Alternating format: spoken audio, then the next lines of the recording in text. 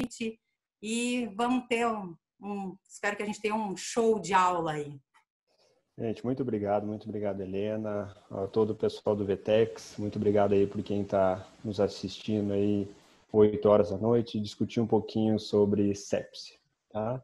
De antemão, peço um perdão por algumas falhas aí de logística, então, primeira vez uma live, primeira vez Então, tem alguns segredinhos aqui que eu estou tentando pegar e tomara que transcorra tudo bem, mas no final acho que tudo vai dar certo, tá? Bom, vamos lá. Eu vou buscar colocar ela... Galera, enquanto Vamos isso, vão aí colocar... curtindo a gente. Não se esqueçam de curtir o nosso coraçõezinhos, isso é bem importante. Isso ajuda a divulgar as palestras que nós estamos fazendo e todo esse empenho que o VTEX tem feito em trazer palestras de qualidade para vocês. E também convidem seus colegas veterinários ali, tem um aviãozinho, encaminhem, que isso faz com que a gente tenha bastante repercussão e quem sabe a gente não faz um segundo ciclo de palestras, né? Então, vamos lá, vamos começar. Tomara. Essa iniciativa é muito boa, fugindo um pouco da nossa normalidade. Hoje, encontros virtuais, mas é uma iniciativa do VTEX louvável. Não sei se aí entrou a palestra aí, se está tudo certinho. Tá Se entrou certinho, a tela sim. dela. Tá tudo Então tá, certinho. gente. Quando recebi o convite de falar sobre sepsis, um termo que eu gosto bastante, tá? E eu pensei, bom, o que a gente pode tocar? Esse assunto já vem bastante discutido ao longo do tempo na comunidade de medicina intensiva, em congressos, tudo. Então, resolvi colocar o tempo como nosso aliado ou como nossa meta para buscar aí a eficiência e sepsis. Uma corrida contra o tempo, porque o tempo, quando a gente fala de sepsis, é fundamental. O tempo é vida ou o tempo é morte, tá? Infelizmente, tá? Sepse, começando a conceituar ela, uma disfunção orgânica ameaçadora à vida, causada por uma resposta desregulada do organismo a uma infecção. Tá? Isso aí é uma definição colocada no Critical Care em 2016, então, das diversas mudanças que fomos tendo ao longo aí dos últimos 20, 30 anos, essa é a última em vigência, tá? Então, uma definição que vem do meio humano, onde eles estudam muito mais a sepse, onde eles trabalham muito mais com a sepse, onde eles têm N artigos, N hospitais conduzindo muito bem a síndrome séptica. Tá? Então, vem essa definição para a gente, a definição que a gente começou a adotar aí também a partir, principalmente, de 2018, quando a Academia Brasileira de Medicina Intensiva, no seu congresso, resolveu colocar aí o consenso de sepsis. Então, reuniu alguns dos melhores experts em terapia intensiva, em emergência aqui do nosso país, e a gente fez o consenso brasileiro de sepsis e adotou basicamente aí os mesmos, com algumas diferenças que eu vou colocar ali ao longo da apresentação, mas adotou aí basicamente algumas mesmas definições. Tá? Então, sepsis aí, uma disfunção orgânica ameaçadora à vida causada por uma infecção. Tá? Vamos lá, choque séptico. Basicamente, é uma hipotensão refratária refratária a volume, então você faz uma refratária ao desafio volêmico, então você fez já a sua prova de carga no paciente e ele continua hipotenso, tá?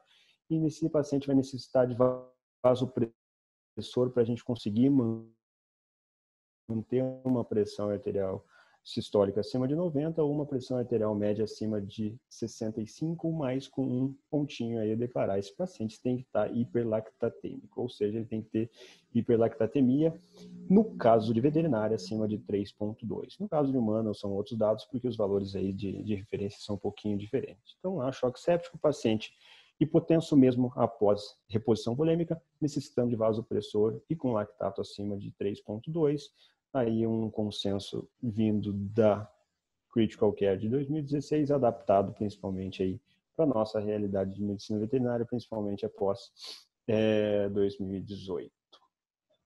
E vamos lá, e por que eu resolvi falar de tempo? Tá? Tempo na sepse, eu comecei falando é vida, tempo na sepse é tudo.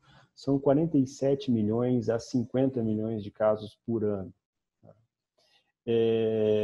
morre uma pessoa a cada 2,8 segundos de sepse. Tá?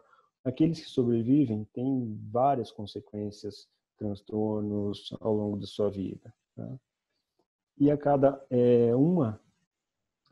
5 pessoas, infelizmente, elas falecem de sepse, tá? E, então, para mim, tempo é vida. O principal ponto aí, uma pessoa a cada 2,8 segundos sofrendo da síndrome séptica, que mata muita gente.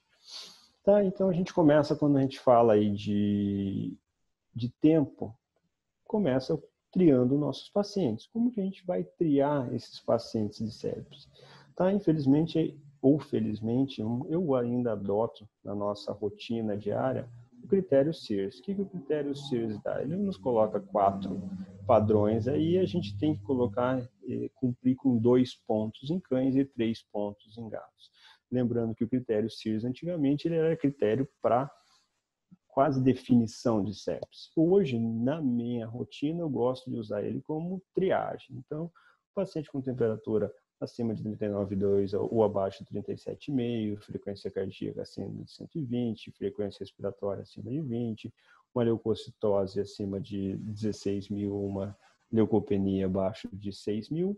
Se em cães, 2 desses critérios, em gatos, 3 desses critérios, a gente tria esse paciente como um paciente grave, tá? Podendo ou não ser séptico. Tá? Ou muitos dos críticos dessa triagem dizem que ele é um pouco específico. Realmente, ele pode ser pouco específico, mas eu acho que para o nosso dia a dia, o meu modo de ver, é o que mais se adapta, principalmente à nossa rotina. Quais são as outras formas de triar? N outras formas, tá? A gente tem várias outras formas de triar paciente, mas aqui, além do CIS, eu coloquei outro critério de triagem, que é o Quick SOFA, tá? Esses pacientes aí que têm rebaixamento da consciência, tem uma depressão do quadro neurológico dele, esses pacientes que estão taquipneicos, esses pacientes que estão hipotensos. Então, cérebro, respiração e pressão arterial atingidas aí. E a gente, para cães, temos que atingir 2 desses critérios e para gatos cumprir com esses 3. Tá? Quick SOFA, muito utilizado aí em medicina humana, mas em medicina veterinária não tão utilizado. Aí a gente pode ter opiniões diversas entre os intensivistas, entre todas as pessoas do meio, mas eu particularmente acho ele menos específico ainda para a nossa realidade de medicina veterinária. Por isso eu gosto de triar o meu paciente ainda com o critério Sears. Tá?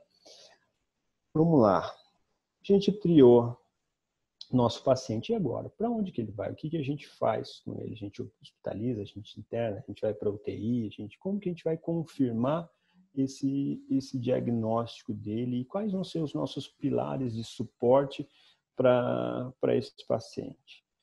Então, beleza. Então, lembrando lá do critério de definição de sepsis, tá? É uma síndrome que tem uma ameaça à vida causada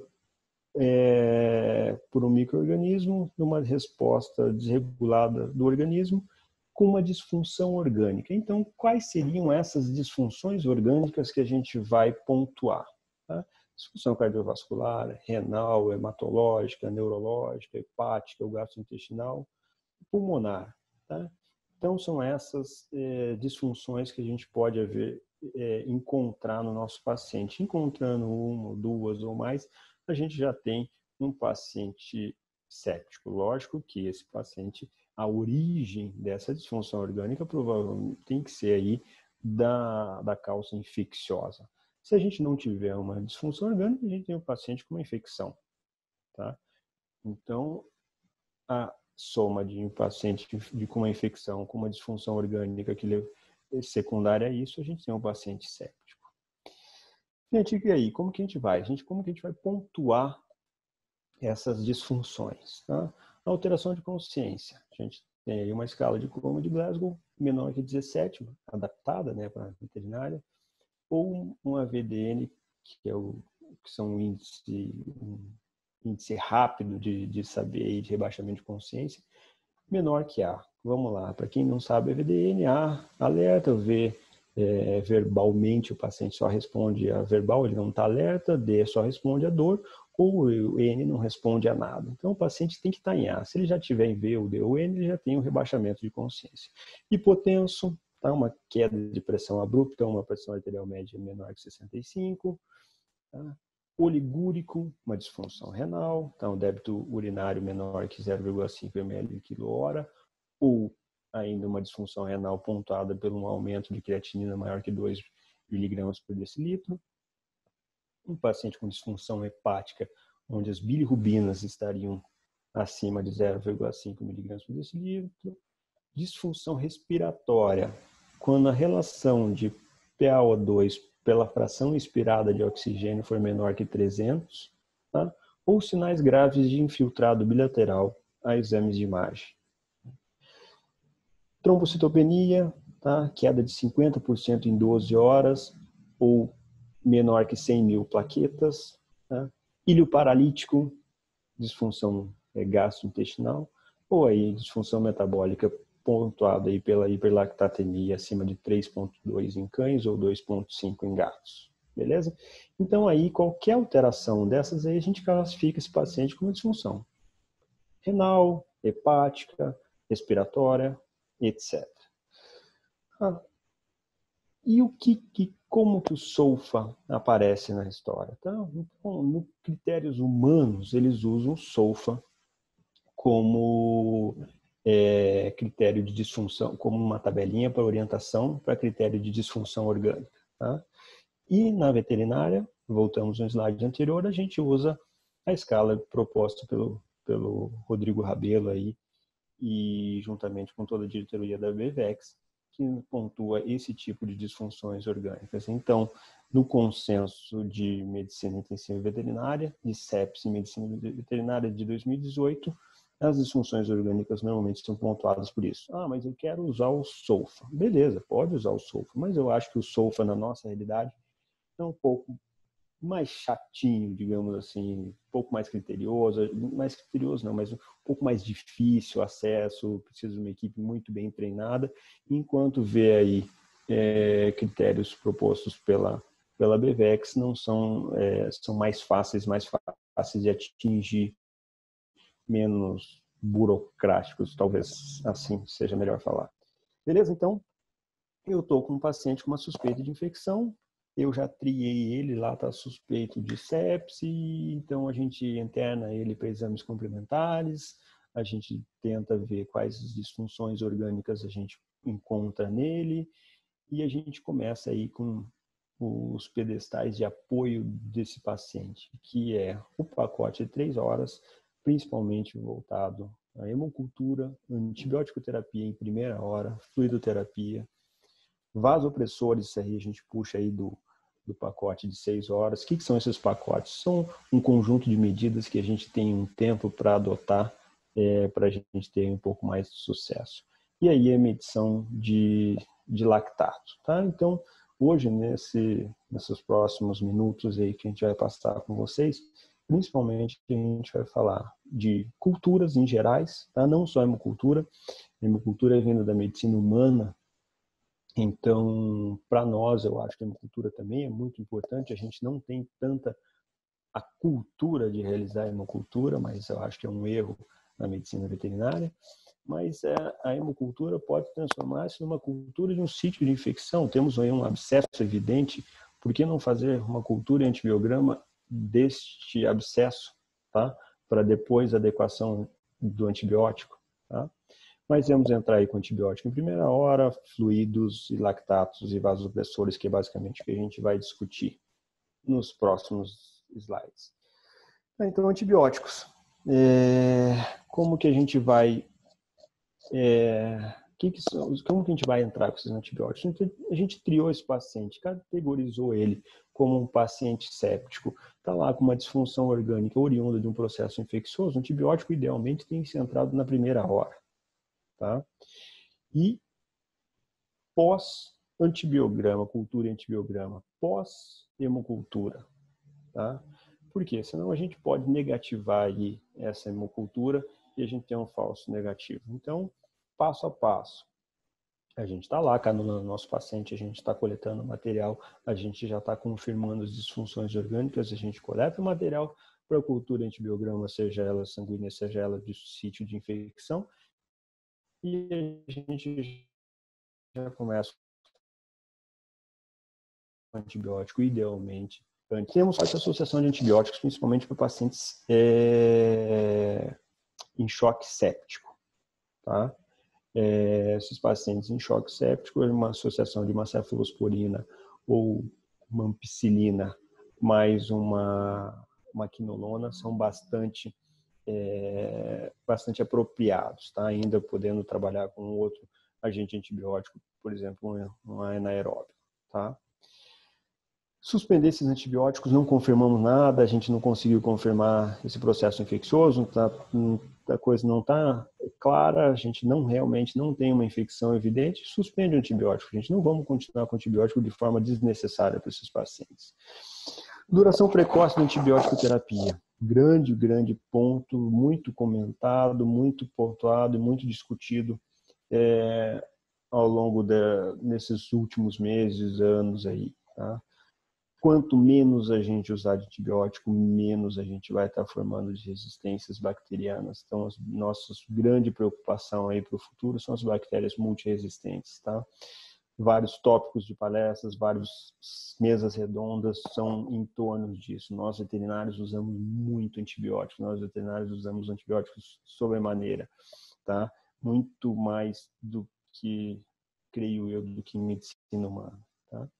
E buscar aí uma adequação da sensibilidade e efetividade do antibiótico ao agente infeccioso. Então, suspeitamos aí de uma erliquiose.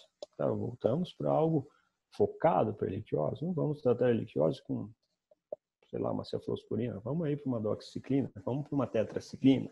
Então, a adequação precoce também da sensibilidade aí ao agente infeccioso. Belezinha? Então, vamos lá. Antibiótico na primeira hora. Por quê? Tá? Então, corrida contra o tempo novamente. Tá? Começo da nossa apresentação, a idealização dessa apresentação, a corrida contra o tempo. Né? Esse trabalho publicado aí no Journal England em 2017, tá? Nos mostra aí no lado direito do gráfico, um gráfico aí no lado direito da tela, desculpa, um gráfico de risco ajustado de mortalidade versus tempo de administração de antibiótico. E é muito claro esse gráfico que a gente vê, quanto maior o tempo a gente demora para entrar com antibiótico, maior a mortalidade desses pacientes, beleza? Então está bem claro que uma curva ascendente aí totalmente proporcional tempo versus mortalidade. Quanto mais eu demoro, maior eu tenho mortalidade. Ah, beleza, mas esse trabalho publicado em 2017, não, gente, desde 2006 e antes ainda isso vem sendo proposto. Aí um trabalho publicado na Critical Care em 2006, uma relação bastante proporcional, bastante intrínseca entre antibiótico na primeira hora, o tardar de antibiótico e mortalidade, tá? Então, a cada hora atrasada, esse trabalho constatou, a cada hora atrasada do início do antibiótico, 7% a mais de mortalidade. 6 horas de atraso de início de antibiótico terapia, a nossa taxa de sobrevivência cai de 80% para 40%. Tá? Então, hoje, 2020, a gente, desde 2006 ou antes ainda, a gente vem trabalhando isso. Não tardar a entrada do antibiótico, não tardar essas medidas de prevenção à sepsis, principalmente formada ali no pacote 3 horas, e uma das principais delas é o antibiótico terapia precoce. Então, gente, aqui vou passar um pouquinho no trabalho conduzido pela doutora Flávia Machado, uma expoente em sepsis, uma médica humana. Tá? Daí vocês vão me perguntar, Edgar, por que a base da sua apresentação são trabalhos humanos? Infelizmente, porque a medicina humana produz muito mais trabalho científico que a medicina veterinária. Tá? Então, a gente tem que se adaptar aos trabalhos humanos que vêm, passar uma peneira, passar um bom filtro e ver a real adequação do que está sendo aí considerado na medicina humana e translocar, digamos assim, para a medicina veterinária. Então, esse trabalho aí, publicado também na Critical Care, em 2017, conduzido pela, talvez, o maior nome em sepse da medicina humana brasileira, quem sabe do mundo, a doutora Flávia Machado, ela colocou o seguinte, tá? Ela comparou duas situações, os hospitais privados e os hospitais públicos na adesão àquelas medidas que a gente discutiu aí alguns slides atrás. A coleta de lactato, a culturas, hemoculturas, antibiótico antes da primeira hora, tá? E as hemoculturas, lógico, antes da antibiótico-terapia, e quem consegue aderir a esses 3 índices. Então, a gente vê que, não sei se essa bolinha azul está aparecendo para vocês aqui, mas a gente vê que os hospitais privados, comparando com os hospitais públicos, o grau de adesão a lactato, a antibióticos, a hemoculturas, é muito maior que o grau de adesão dos hospitais públicos no Brasil. Tá? Um trabalho de 21.103 pacientes. E qual que é o resultado disso? Então, quem aderiu mais foram os hospitais públicos. Tá? E o grau de mortalidade, a taxa de mortalidade desses hospitais públicos, aonde estava? Menor. Aliás, dos hospitais privados, desculpa. A taxa de mortalidade dos hospitais privados muito menor que nos hospitais públicos. Então, quem adere a aqueles pacotes, quem adere àquela terapia, aqueles processos que a gente coloca para o tratamento e intervenção do paciente séptico, consegue maior sucesso, maior índice de sobrevivência. E quem menos adere, tem aí maior taxa de mortalidade. Então, no caso do Brasil, nos hospitais públicos brasileiros, infelizmente, tá? Eles tinham menor adesão a coleta de lactato precoce, hemocultura precoce, antibiótico terapia precoce, resultava em maior mortalidade. E aqueles hospitais privados que faziam a adesão, tinham maior adesão a esses 3 pontos, eles tinham aí menor mortalidade. Então, é isso. E, gente, então, aqui é um trabalho veterinário, tá? Publicado aí no maior periódico de medicina de urgência e intensiva veterinário, periódico americano. Tá? E por que eu coloquei esse periódico aqui? Tá? Esse periódico ele fez um trabalho retrospectivo aí de 10 anos, se não me engano, trabalhando, checando prontuários de pacientes sépticos oriundos de peritonite séptica, tá? Confirmadas por culturas ou citologia. Então, faziam lá, coletavam o material desses oriundo do abdômen do paciente, desses cães, e tinha a confirmação aí do foco infeccioso, e esses pacientes já eram categorizados como sépticos. E a antibiótico-terapia empírica nesses pacientes mostrou que somente 52,6% desses pacientes tinham uma antibiótico-terapia condizente com a bactéria encontrada. Tá?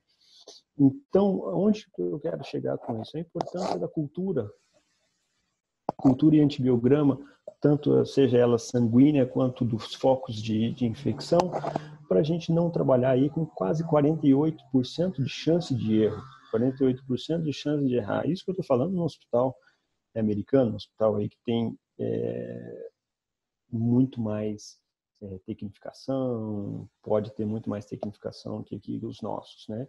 Então, mas mesmo assim eles erravam 48, 47% das vezes, e somente 52,6% das vezes eles acertavam, tá?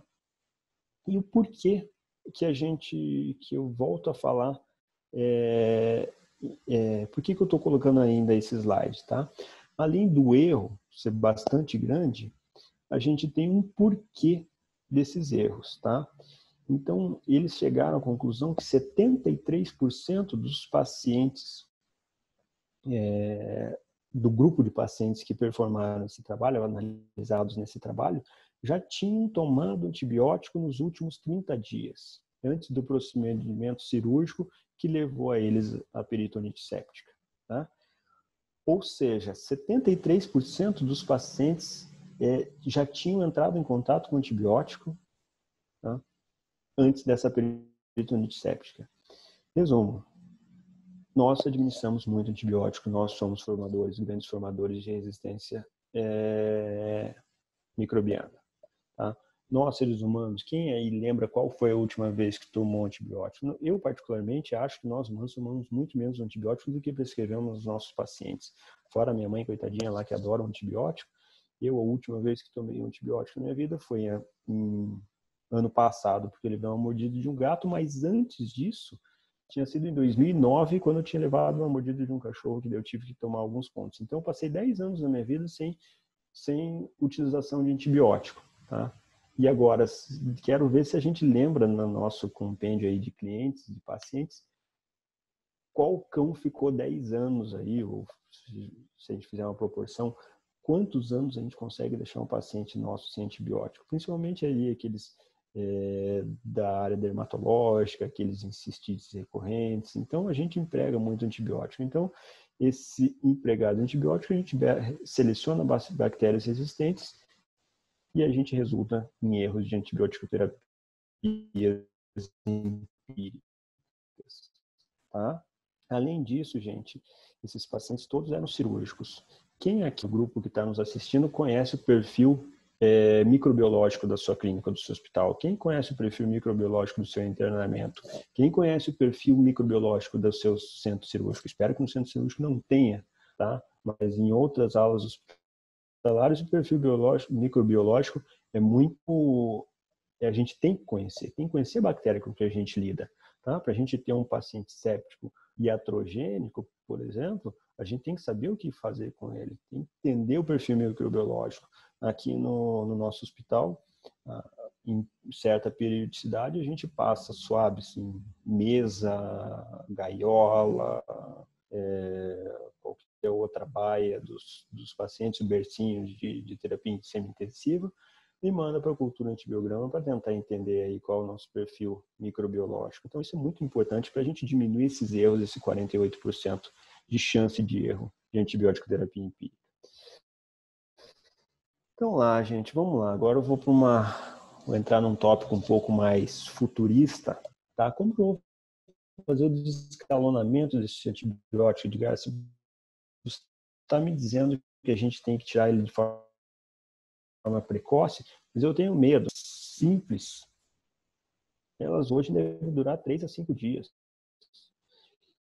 As bacteriúrias assintomáticas não têm que ser tratadas. Então,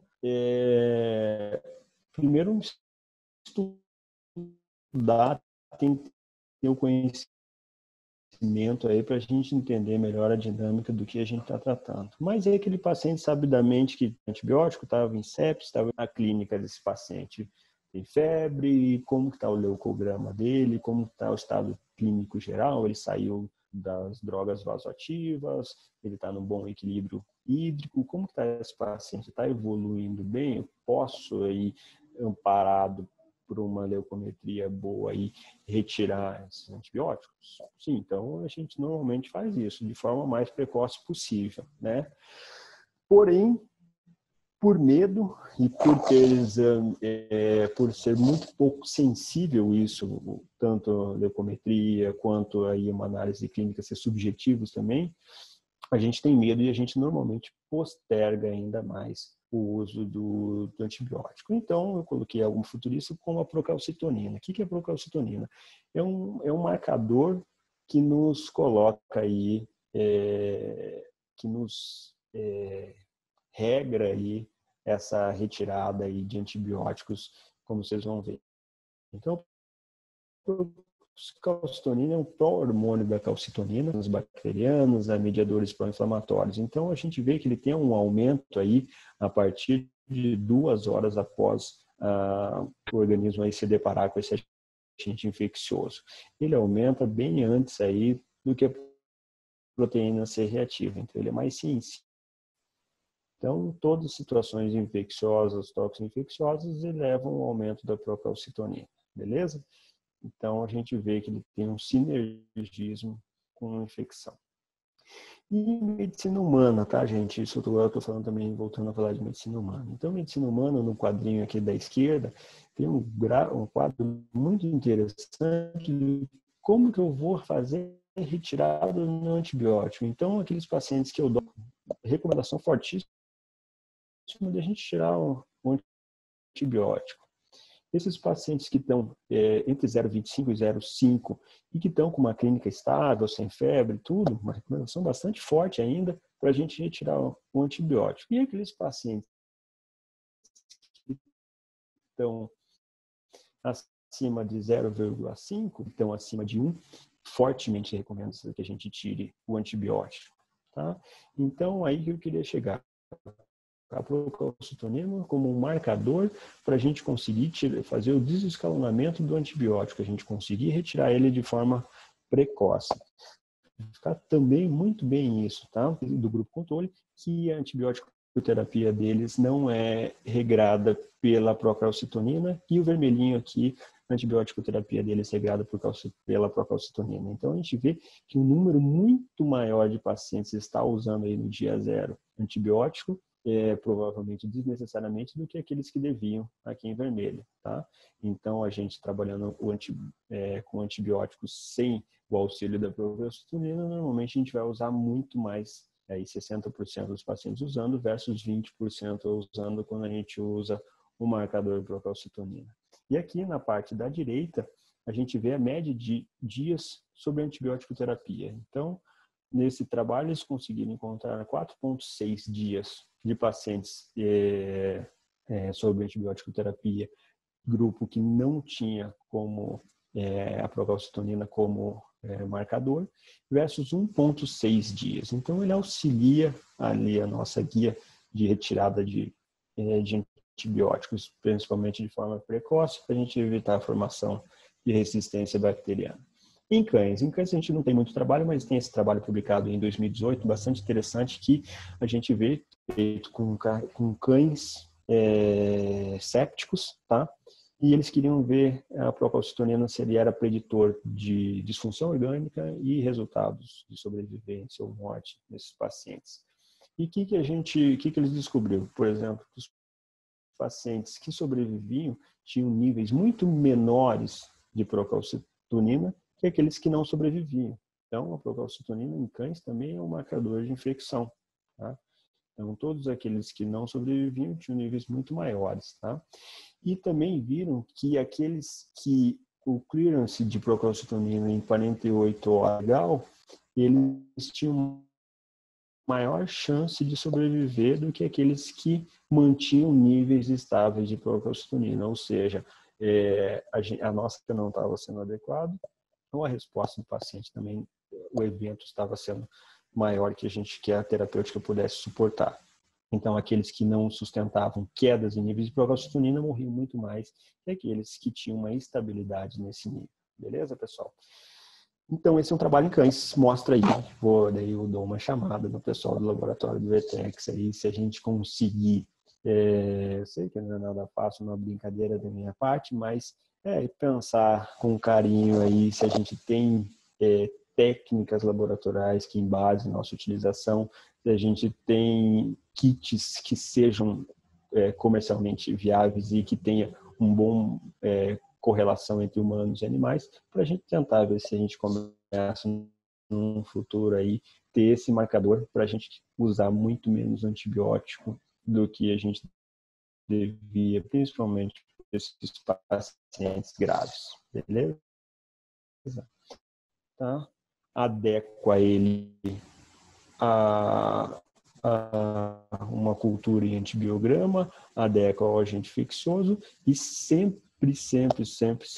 quando possível, fazer aí cultura do sítio, fazer uma hemocultura para nos guiar de forma muito melhor a antibiótico terapia. Tá? Agora, o segundo pilar do nosso tratamento, fluidoterapia. Gente, então a fluidoterapia mudou muito ao longo desses últimos anos. Então, quando eu comecei em 2008, 2009, minha pós-graduação em medicina intensiva, a gente usava aí chamadas provas de carga, desafio volêmico, ressuscitação volêmica, ou qualquer nome que vocês queiram chamar. Então, a gente fazia um bolos de fluidos, ml por quilo de peso vivo, em 3 minutos. Aí a nossa preocupação na época que era que catéter a gente conseguiria usar para a gente conseguir fornecer para esses pacientes taxas de fluido tão grandes nesses 3 minutos, porque a gente queria, de forma precoce, restabelecer a hemodinâmica desse paciente. Tá? E as coisas foram evoluindo, a gente continuou ainda por um tempo nesse bolos de 10 ml por quilo em 3 minutos, e as coisas foram evoluindo, e a gente começou a fazer 10 ml quilo em 7, 8 minutos, 10 minutos, 15 minutos, 30 minutos, 40 minutos, e hoje a gente faz aí um bolos, uma ressuscitação volêmica, um desafio volêmico desses pacientes ao longo de meia hora, 40 minutos, e eu acho que a gente vai tender aí fazer alguma coisa em 1 hora depois. Tá? Mas o que me rege em fluidoterapia? Tá? Então, esse trabalho, uma revisão bibliográfica, também publicada em um periódico humano, tá? Ele é um grande norteador para quem quer entender um pouco mais de fluidoterapia de pacientes graves, principalmente aqueles em choque séptico. Tá? E ele coloca aí 4 Ds e 4 fases de fluidoterapia. Aí ele faz uma revisão bibliográfica, faz um compêndio dos principais artigos publicados aí relacionados aí à fluidoterapia, e nos 4 Ds o que é, qual droga que eu vou usar, qual fluido eu vou usar um colóide, vou usar um cristalóide, vou usar um ringer, vou usar uma solução fisiológica. Então a escolha, entender muito bem a escolha do que você quer. Qual dose, ou seja, qual taxa de fluido, qual a duração dessa fluidoterapia e quando que eu vou retirar ela, quando eu vou começar a diminuir. Tá? E eles usam, do lado direito da tela, todos vão perceber um gráficozinho das fases. Tá? A estação, segunda fase aí, órgão suporte ou otimização, terceira fase é estabilização, e a quarta fase aí é a remoção da fluidoterapia, a desressuscitação, o desescalonamento de fluido. A gente é um pouco mais agressivo, mas pelo no múltiplo como antigamente, a gente é um pouco mais agressivo, mas aí meia hora, 40 minutos, a gente faz os desafios volêmicos, nas outras fases a gente faz a estabilização do paciente, dá suporte aos órgãos vitais para que a gente não gere disfunção orgânica. Na terceira fase a gente começa aí a remover esses fluidos e talvez aí tendendo no futuro aí trabalhar com um débito, um balanço hídrico negativo aí lá para frente. Muito mais líquido para esse paciente do que ele merece. E aí a gente volta a falar umas coisas. Não tem como a gente trabalhar pacientes de ponta sem uma estruturação de ponta. Eu acho que hoje não é mais admissível a gente trabalhar um paciente dessa gravidade sem uma bomba de infusão. Tá? A gente não tem como entender quanto de fluido, qual velocidade está indo, ser bem rigoroso nessas taxas, sem a gente trabalhar com bombas de infusão, com todo o aparato técnico que nos fomenta a resultados melhores. Tá? Nessa outra revisão, coloco aqui, porque ele faz não uma definição, mas ele coloca uma frase muito interessante sobre ressuscitação volêmica, tá? Que eu vou ler aqui para vocês. Então, o principal objetivo da ressuscitação volêmica continua sendo de estabilizar o volume intravascular de um estado hipovolêmico funcional. Aquele hipovolêmico funcional é aquele que está tendo um desequilíbrio hemodinâmico, né? Ou seja, com instabilidade, além de restabelecer o volume extravascular, como manifestado por desidratação e hiperosmolaridade. Ou seja, então, nessa outra revisão aqui, publicado nos anais intensivos, promove restabelecer o volume desse hipovolêmico funcional, para que ele tenha estabilidade hemodinâmica, para que ele tenha perfusão de todas as células e tecidos. A gente também precisa reidratar esse paciente e normalizar a osmolaridade, porque normalmente esses pacientes estão em situações hiperosmolares. Tá? E aí a gente entra num outro trabalho científico que daí eu vou começar a justificar para vocês o porquê desses bolos mais longos, o porquê desses desafios volêmicos mais longos. Então, a gente fazia lá em 3 minutos e hoje a gente faz em 30 minutos, 40 minutos. Então, fluido overload, então o excesso de fluido associado ao risco de mortes em 90 dias em pacientes críticos, tá? Então, o que esse artigo aqui, é um artigo aberto que todo mundo pode ter acesso, tá? O que esse artigo concluiu? Gente, concluiu o seguinte, que a taxa de mortalidade de pacientes assim que tiveram um balanço hídrico 0, aí mais ou menos aí nesse trabalho eles encontraram alguma coisa em 15%. Aqueles pacientes que acumularam 0 a 5% de líquido ao longo dessa hospitalização, eles tinham uma taxa aí um pouco mais de 30% de mortalidade. Naqueles que acumularam de 5 a 10% de líquido, ou seja, um balanço hídrico positivo de 5 a 10%, chegaram a 40% de mortalidade. Naqueles entre 10 e 15% de balanço hídrico positivo, que retiveram fluido, mais de 50% de mortalidade. E aqueles que passaram de 15% de retenção hídrica ao longo dessa internação, eles tiveram aí mais de 60%, quase 70% de mortalidade, ou seja, aquele fluido que a gente era super agressivo, aquele fluido que fica pingando no bracinho do meu paciente sem a gente saber quanto, pode matar ele. Seguinte, pessoal, então eu estava falando de excesso de fluido, ou seja, ele em bolos, na ressuscitação volêmica, ou seja, ele um acúmulo de fluido durante toda a terapia, toda a parte da internação desse paciente, gerando um balanço hídrico positivo, é extremamente associada a aumento de mortalidade, né? Então, vamos entender aí, agora deixa eu só... Agora o meu computador aqui resolveu isso aí, beleza. Então, pessoal, então vamos lá. Então, o que eles tentaram ver? Como que eles tentaram interpretar isso aí nesse trabalho tudo? Então, eles associaram principalmente isso à lesão da vasculatura, tá? Uma lesão endotelial e uma lesão do glicocálix, tá?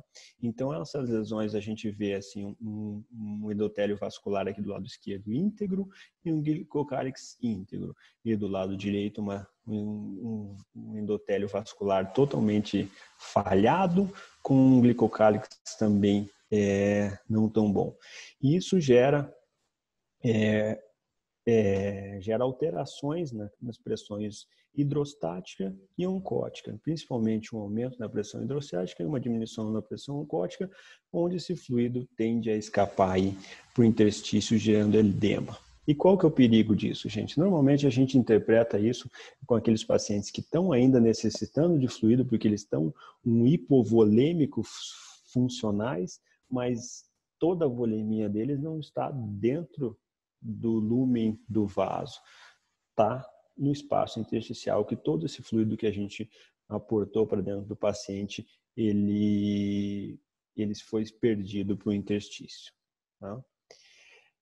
E aí, 2019, um grande trabalho que mudou totalmente a condução, que foi o trabalho que realmente nos fez mudar aí toda essa condução de fluidoterapia dos pacientes, principalmente os sépticos, tá?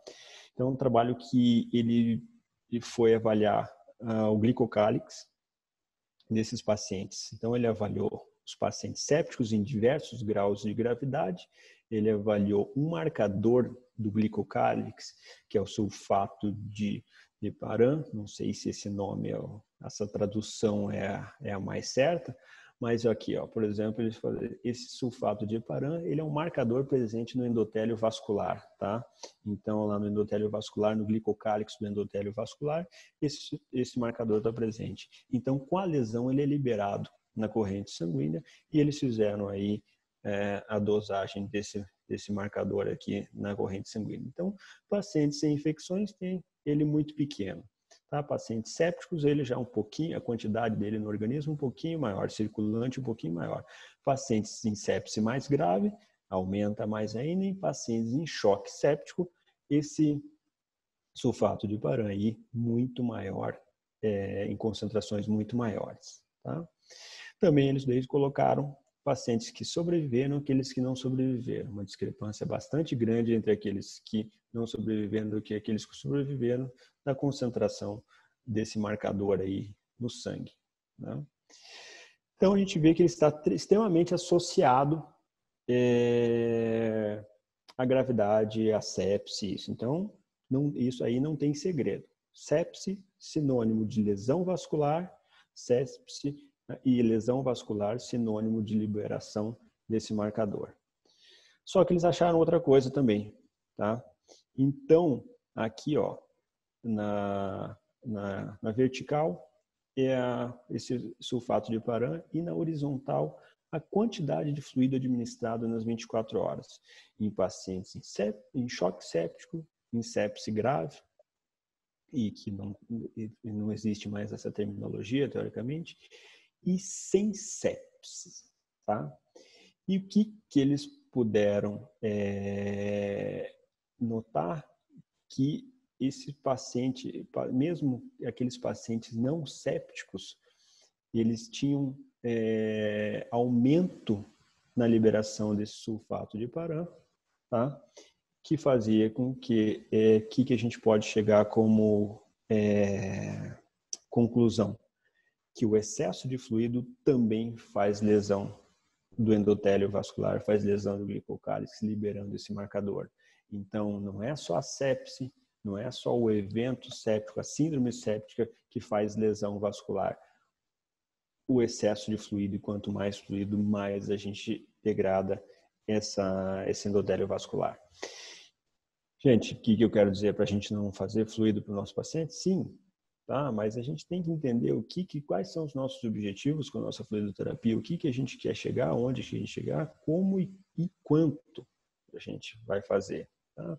Não é simplesmente deixar esse paciente pingando o fluido ali que a gente está mais causando o excesso de fluido vai ser tão nocivo quanto a falta dele. Tá? E nesse trabalho lá que eu já tinha marcado no começo, ele coloca o postulo aqui, o ciclo vicioso da ressuscitação. Então, a gente faz aí uma ressuscitação volêmica, a gente cria edema intestinal, a gente cria aí edema de vísceras, inchaço nas vísceras, todas as vísceras abdominais, a gente vai causar um aumento da pressão abdominal, então um evento físico, todas essas vísceras edemaciadas, todo o intestino edemaciado, o que vai acontecer? Vai ter um aumento da pressão intraabdominal. Esse aumento da pressão intraabdominal vai atingir lá o fluxo sanguíneo renal, que vai gerar oligúria.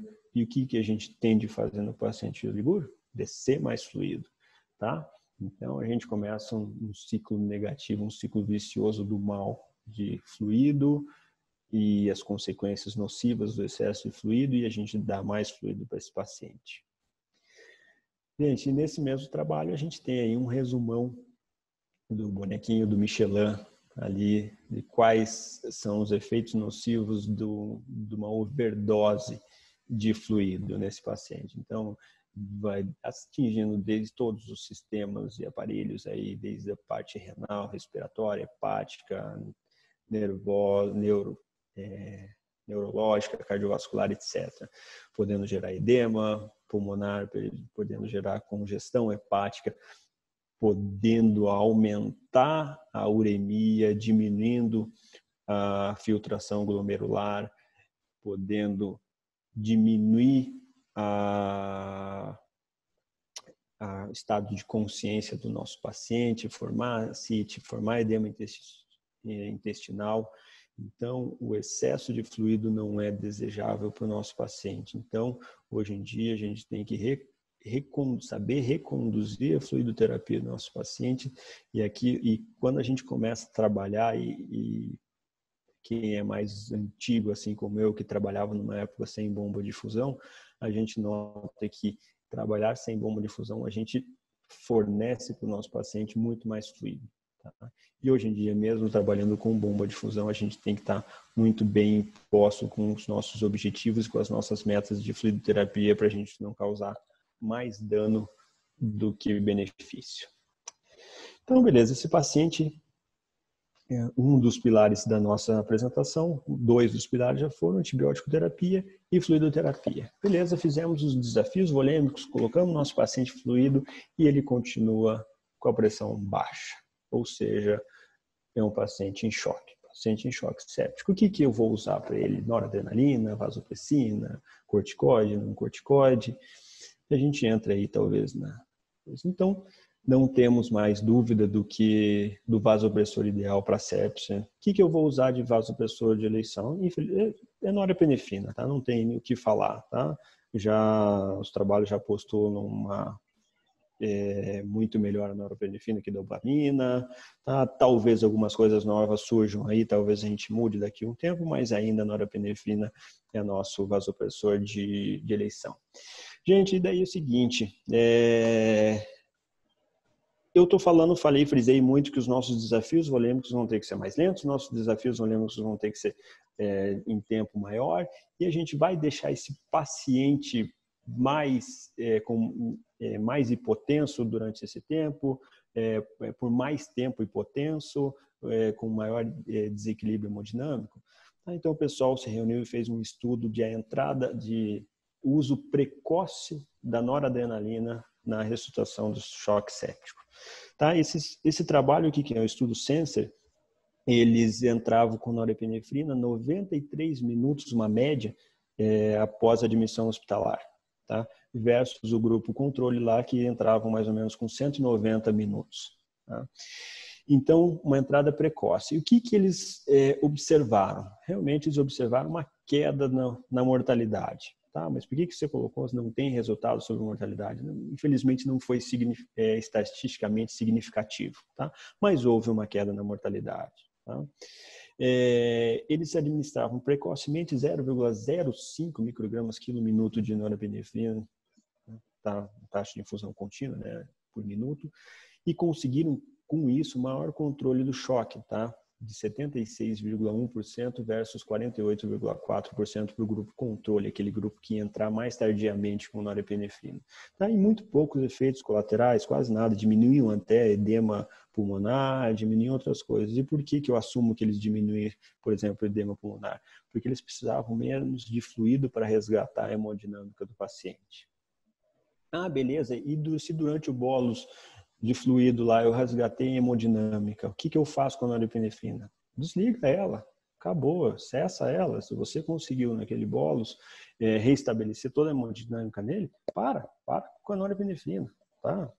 E a gente precisou nela numa situação emergencial em que nossa pressão arterial, que nossos índices de perfusões estavam muito baixos. Se a gente reassumir o quadro do paciente, encerra-se ela. Ah, pode ser que a gente precise voltar depois? Sim, pode ser. Pode ser que nas doses mais habituais, 0,1, 0,2, tá? Não 0,05. Inclusive, tem gente hoje entrando juntamente com o bolus de fluido, lógico que em soluções separadas, pelo amor de Deus, 0,01 micrograma quilo minuto de fluido, já correndo paralelamente ao bolus de fluido. Gente, e agora a gente fala sobre uma outra classificação de choque, um choque um pouco mais severo, um choque refratário. Tá? Aí a médica humana, a doutora Flávia Machado, que eu falei que é uma dos expoentes de sepse em medicina, e como uma das palestrantes de sepse a nível internacional, ela está aí fez um vídeo aí para o Global Sepsis Alliance. Então, a sepse no mundo ela é tão perigosa, tão mortal, que tem vários grupos de sepse, de estudo de sepse, tem Dia Internacional da Sepse. E a professora, por que eu coloquei essa foto aqui? Porque polemizando já num cenário atual que a gente vive, a professora Flávia Machado diz que o seguinte: os pacientes de Covid, eles estão morrendo mais de choque séptico refratário do que uma hipoxemia refratária, tá? Ou seja, eles estão morrendo mais de um evento, uma instabilidade hemodinâmica pelo agente infeccioso do que simplesmente uma instabilidade respiratória por esse agente. Todo mundo fala em ventilador, todo mundo fala em método de oxigenação, sim, ok, eles têm que ter, mas a gente está perdendo esses pacientes na hemodinâmica, tá? Ou seja, eles estão fazendo aquilo que a gente sempre estudou, esse agente, o COVID, o SARS-CoV, tá também mimetizando o que a gente sempre estudou, que é aí as alterações hemodinâmicas secundárias aí o paciente séptico. E como que eu defino o choque refratário? Então, o choque refratário é uma definição assim que não é muito clássica, mas normalmente as pessoas começaram a fazer trabalhos e viram que pacientes que precisam de taxas maiores que 0,5 microgramas quilo minuto de norepinefrina ou doses de vasopressores coválidos ou doses coválidas de outros vasopressores, melhor dizendo, tá? Pacientes que precisam mais disso, normalmente eles têm 96% de sensibilidade e 76% de especificidade, 4% somente tá a chance de sobreviver. Ou seja, quem precisa de taxas maiores que 0,5 microgramas por minuto, normalmente tem uma taxa de sobrevivência de 4%. Então, eles colocaram como ponto de corte 0,5 microgramas por minuto. Tá? Nesse outro trabalho aqui, agora falando sobre vasopressina, a gente consegue ver, está um pouco desfocado, sei que está um pouco desfocado, mas espero que vocês acreditem em mim, a taxa de mortalidade. A taxa de mortalidade tem um aumento abrupto aqui, em doses acima de 0,5 a 0,6 microgramas quilo minuto de vasopressina. Então, a gente está aí mantendo taxas de mortalidades razoáveis e quando a gente precisa utilizar mais o vasopressor, a gente aumenta de forma abrupta a mortalidade. Então, o que eu faço com o choque refratário, gente? Como que eu vou tratar esse choque refratário? Tá, a gente pode ter algumas alternativas, como infusão contínua de epinefrina, tá? Então, nesse trabalho aqui publicado no The Lancet, ele comparou epinefrina versus norepinefrina com dobutamina, tá? E encontrou aí um único benefício, que é a redução de mortalidade em 28 dias, tá? Mas também estatisticamente não significativa, tá? Então dá para a gente continuar usando a norepinefrina, talvez com esse inodilatador chamado dobutamina. Mas se a gente já não sabe mais o que fazer, a gente tem aí a epinefrina como uma alternativa. Outras alternativas que eu particularmente estou julgando melhor de vasopressores, a vasopressina. Tá? Esse trabalho aqui, antiguinho, na época que eu estava quase entrando na faculdade, tá? 1997, eles pegaram pacientes que estavam chocados, tanto em choque séptico como em choque cardiogênico, e dosaram a vasopressina desses pacientes. Então, os pacientes em choque séptico tinham muito menos vasopressina que aqueles pacientes em choque cardiogênico. Ou seja, o composto vasodilatador do choque séptico provavelmente seja decorrente à falta de vasopressina. Beleza?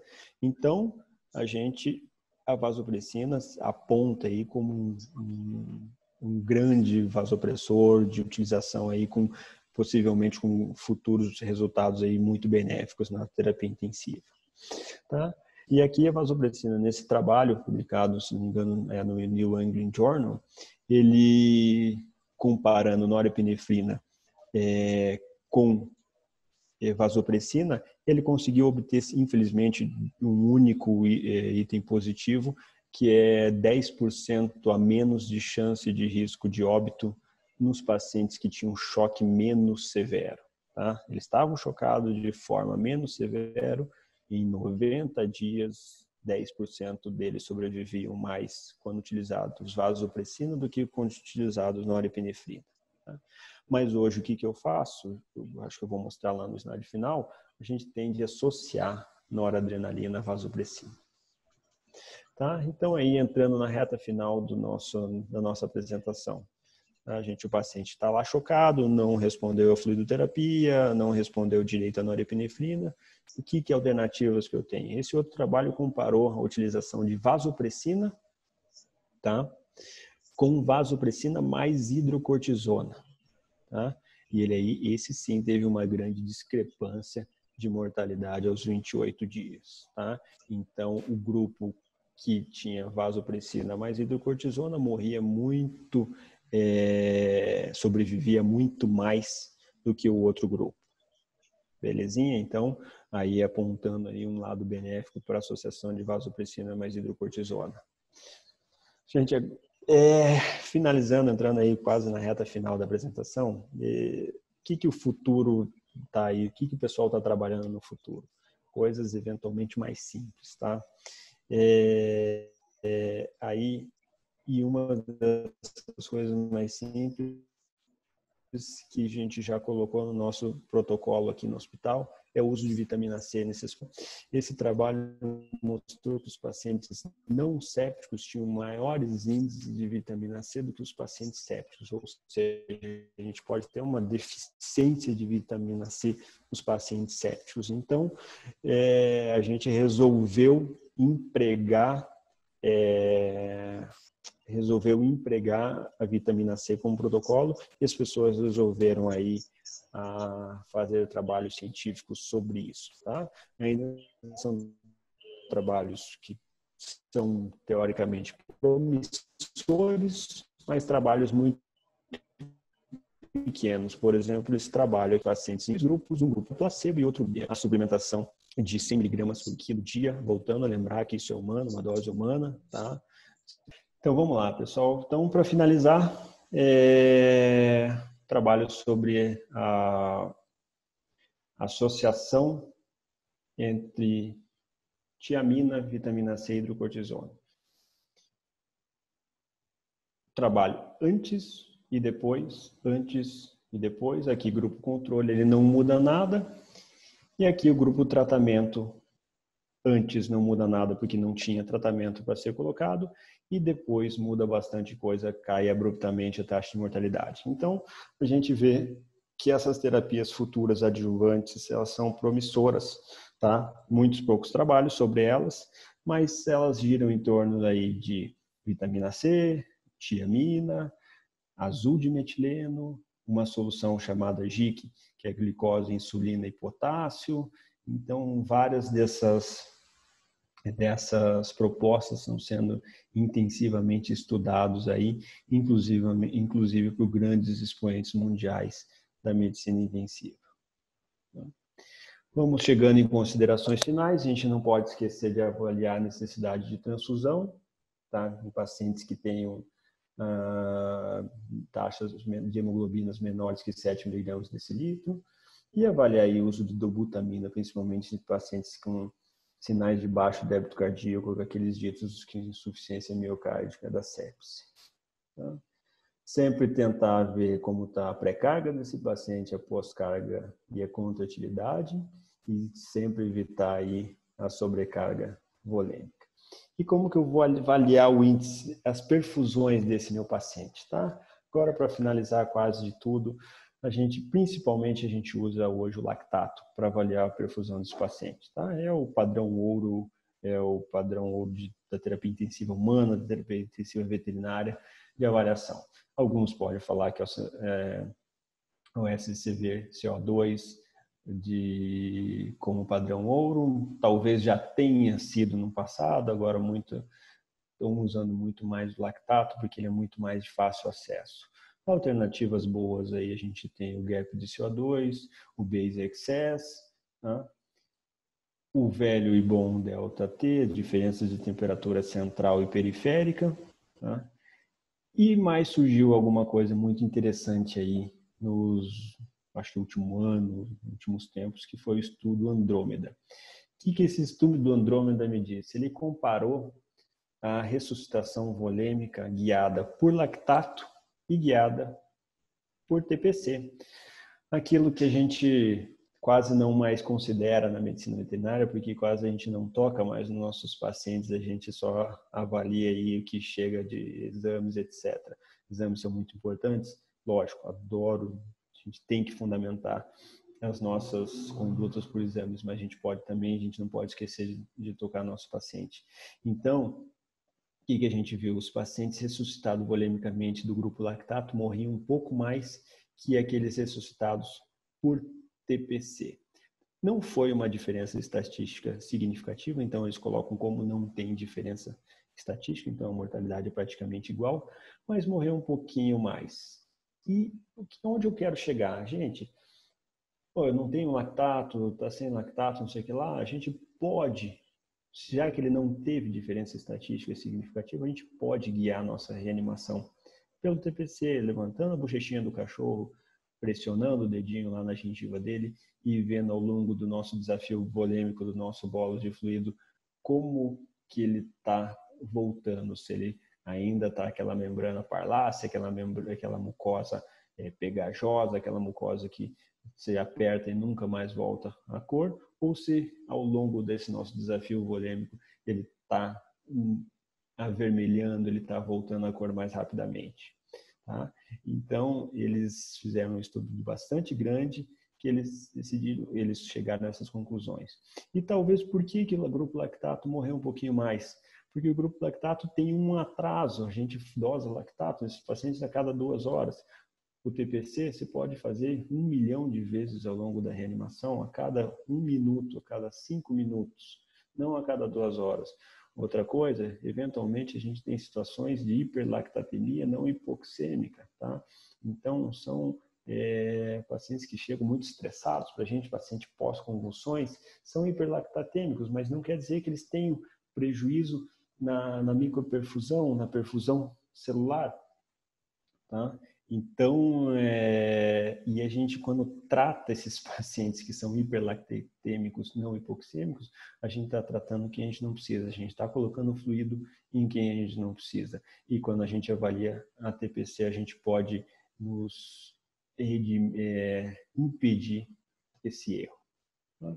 E o lactato tem valor prognóstico, na emergência sempre acima de 3,2, uma sobrevida de 70%, abaixo de 3,2, uma sobrevida de 90%, e a gente espera aí que ele diminua pelo menos nesses pacientes sépticos 20% em 2 horas, tá? E a gente repete de cada 2 horas a cada 4 horas, caso ele não reduza.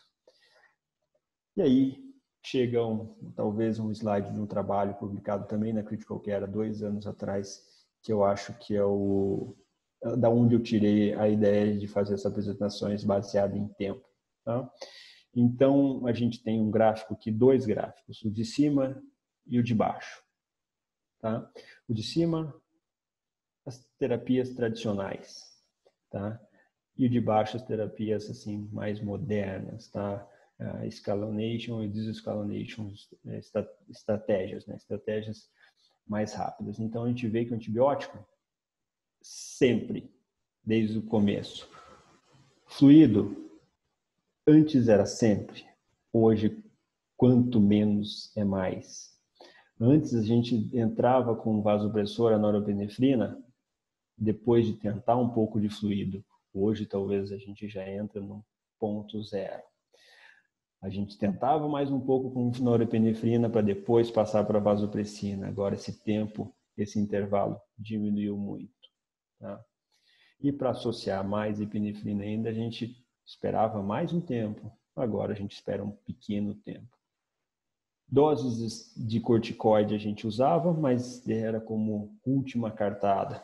Agora não, agora a gente já está fazendo uma ressuscitação metabólica com hidrocortisona, com ácido ascórbico, com tiamina, já desde o começo. Tá? Ou seja, mudanças no nosso paradigma da abordagem do paciente séptico. E esse é quase que o slide que eu finalizo, só para não dizer que eu não passei nada de mão mais mastigado para vocês, como que a gente pretende agir. Fluidoterapia em bolos de 30 e 40 minutos, não deu certo, passamos para infusões de norepinefrina, eventualmente já estaremos em infusões de dose baixa de norepinefrina, tá? 0,1 a 0,4 microgramas quilo minutos, acima de 0,4 a gente já entra com vasopressina, em 0,04, acima de 0,4 unidades quilo minuto de vasopressina, a gente já entra com hidrocortisona, não tendo sucesso em pressão arterial, não tendo sucesso em avaliação de microperfusão como lactato, TPC, a gente inodilata esse paciente com dobutamina, preferencialmente guiado por um ecocardiograma, para a gente ver se esse paciente está com baixa contratilidade. Tá? Pessoal, acho que é isso. Desculpa acelerada no final, por conta dessas falhas que fugiram ao meu respeito. Temos que culpar aí, não vou citar a empresa porque não é do meu feitio, mas a empresa nos derrubou o sinal de internet aqui no nosso hospital. Agradeço imensamente a todos a participação, espero que tenha somado um pouquinho essa noite de vocês, espero que principalmente na abordagem do paciente grave, o paciente séptico, espero que tenha colocado algumas sementinhas aí de interesse em novas abordagens de fluido, em novas abordagens aí, e em velhas abordagens de tentar fazer uma cultura antibiograma, do sítio de infecção, do hemocultura, e a entrada talvez precoce de vasopressores. Aí eu me despeço, fico aí aberto a algumas considerações, não sei como vai fluir a partir de agora. Então, doutor, só temos a agradecer a compartilhar a tua disponibilidade de compartilhar o teu conhecimento com a gente, é de grande valia, a gente tem essa parceria já faz algum tempo e eu só tenho a te agradecer, foi realmente maravilhoso. E eu tenho duas perguntas aqui, normalmente o pessoal ainda continua perguntando, mas então vou começar com as duas perguntas que eu tenho, tá? A Isabel Stuba, ela pergunta qual o momento de coletar uma hemocultura em caso de sepse?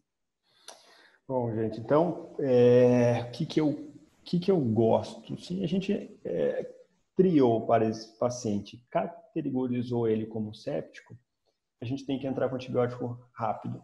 Se a gente puder fazer a hemocultura um pouquinho antes desse antibiótico, para mim é o tempo ideal, tá? Voltando, sendo um pouco redundante, a gente não tem muito a cultura na medicina veterinária de fazer hemocultura. Na medicina humana a gente faz muito mais, infelizmente. Mas eu acho que a gente peca por isso e infelizmente colhe esses frutos negativos por isso. Mas se a gente puder colher aí durante a primeira hora e meia, 2 horas do fechamento do paciente, da estabilização desse paciente como séptico, eu acho que seria interessante, sempre antes da primeira dose de antibiótico. Legal. E depois a gente tem uma pergunta do Bebê Cabral, são as iniciais provavelmente do nome, né? Ele pergunta assim, no choque tem indicação de fazer o resgate hemodinâmico inicialmente com solução hipertônica ou com vasopressor? Bom, então é o seguinte, no choque séptico, principalmente falando, que foi o objetivo da nossa conversa, normalmente a gente faz o resgate volêmico com solução cristalóide simples, Ringer com lactato, tá? Ringer com lactato, gente, não solução fisiológica, nada. Num choque hipovolêmico por trauma, podemos sim fazer esse resgate aí com hipertônica. Mas no choque séptico, normalmente, eu gosto de trabalhar com cristalóide mesmo, fazer os desafios volêmicos com Ringer lactato. Tá? E a vasopressor, a gente já está começando, antigamente a gente esperava um bolus ou outro, ver como que a hemodinâmica desse paciente ia se comportar para entrar com vasopressor. Agora, alguns últimos casos, a gente já começou a entrar com vasopressor de forma precoce, naquelas doses aí, 1/10 da dose tradicional, para ver se a gente consegue melhorar a hemodinâmica também de forma precoce desse paciente. Aqui entrou outra perguntinha aqui, ó. Lucas Bigardelho. Ele pergunta, em quanto tempo monitorar creatinina, bilirrubinas, hemograma do paciente séptico? Então, vamos lá. Eu monitoro todo dia, até a alta desse paciente. Tá? Eu gosto de fazer a creatinina, a bilirrubina, fazer um hemograma. Se a gente puder fazer uma hemogasometria, daí já é um pouco mais peculiar. Gostaria de fazer, fora as avaliações clínicas seriadas diárias, gosto de fazer, se o proprietário, se o tutor tem recursos financeiros, fazer todo dia, tá?